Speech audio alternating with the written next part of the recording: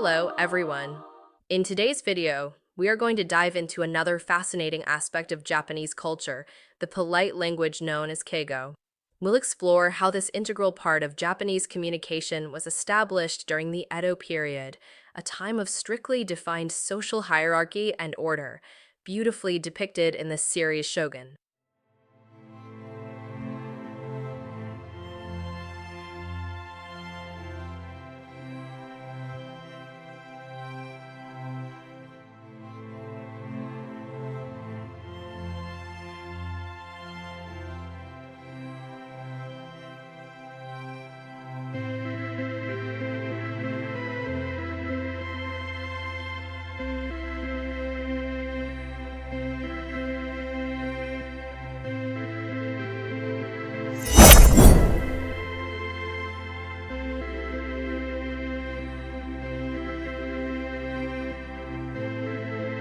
Let's begin. During the Edo period, which lasted from 1603 to 1868, Japan was ruled by the Tokugawa shogunate.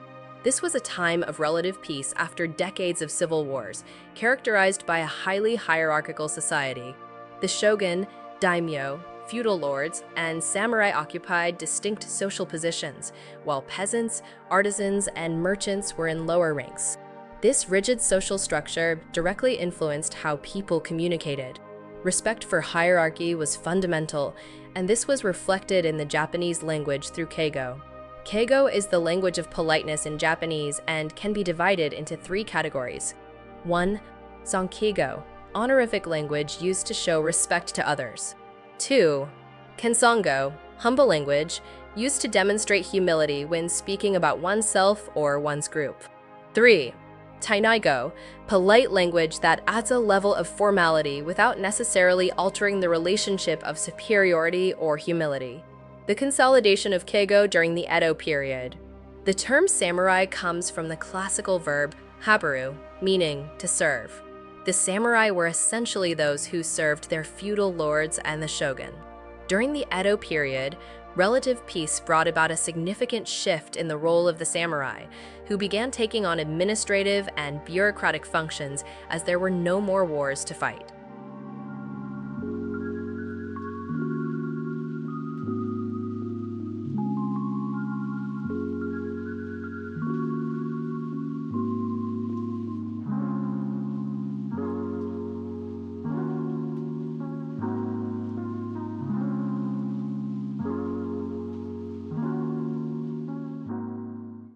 This transition led to even greater hierarchy in society, solidifying the use of Keigo. Respect and deference were necessary to maintain order and harmony in such a rigidly structured system. Proper communication was crucial for maintaining relationships between different social classes. Another interesting aspect of this period was the rise in the number of ronin, or masterless samurai. Due to the lack of conflicts and the redistribution of territories, many samurai found themselves unemployed and without purpose, leading to a proliferation of ronin across Japan. An expression that perfectly illustrates the situation of samurai during the Edo period is Bushiwakua ne Dutaka Yaoji. This translates as, even when hungry, the samurai elegantly picks his teeth.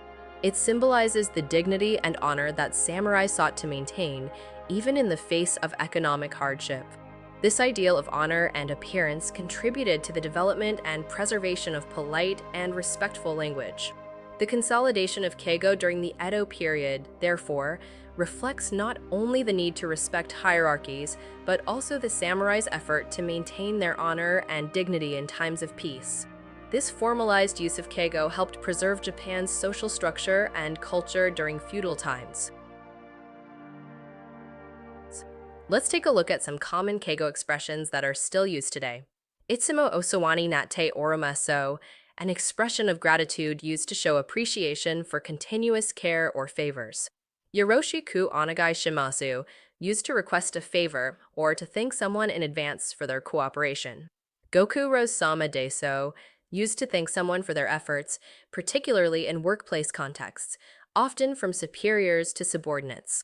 Otsuker sama desu, also used to acknowledge and thank someone for their efforts, but in this case, among coworkers or from subordinates to superiors. These expressions are examples of how keigo remains an essential part of communication in Japan, reflecting the respect and deference that are central values in Japanese culture. So during the Edo period, Japan witnessed a cultural flourishing that included the sophistication of levels of politeness in the Japanese language. This development was more than just a linguistic evolution.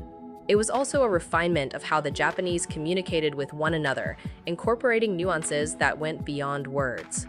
Social interactions became permeated with a system of indirect communication where subtle cues and phrases with implicit meanings gained prominence, reflecting a profound respect and awareness of social hierarchies. A classic example of this indirect communication can be observed in how the Japanese handle the return of borrowed items. Rather than directly asking for a book to be returned, the person who lent it might say something like, "Oh, about that book. If you'd like, you can hold on to it for a bit longer." This comment, though seemingly generous, carries an implicit request for the book's return. The recipient, understanding the subtlety, promptly returns the book. This kind of indirect communication is a hallmark of Japanese culture, reflecting the importance of social harmony and the effort to avoid direct confrontation. These nuances are rare in other cultures, where frankness and clarity are often valued. The ability of the Japanese to understand and respond to these subtle cues demonstrates a high level of empathy and social awareness, traits carefully cultivated over centuries. The Edo period, led by the Tokugawa shogunate, was an era of peace and prosperity that deeply shaped modern Japanese society. During this time, the foundations of Japanese culture as we know it today were consolidated. Rigid hierarchy and the emphasis on respect and politeness influence the way the Japanese communicate and interact to this day. The samurai code of honor, known as Bushido, remains a powerful force in Japanese society. Bushido, which promotes values like loyalty, honor, and discipline, still resonates in the daily practices and values of modern Japanese people. It manifests in dedication to work, loyalty to companies, and the pursuit of excellence in all areas of life. Therefore, by watching the series Shogun and delving into the rich history of the Edo period, we can not only appreciate the beauty and complexity of this era, but also understand how these ancient principles continue to influence modern Japanese society.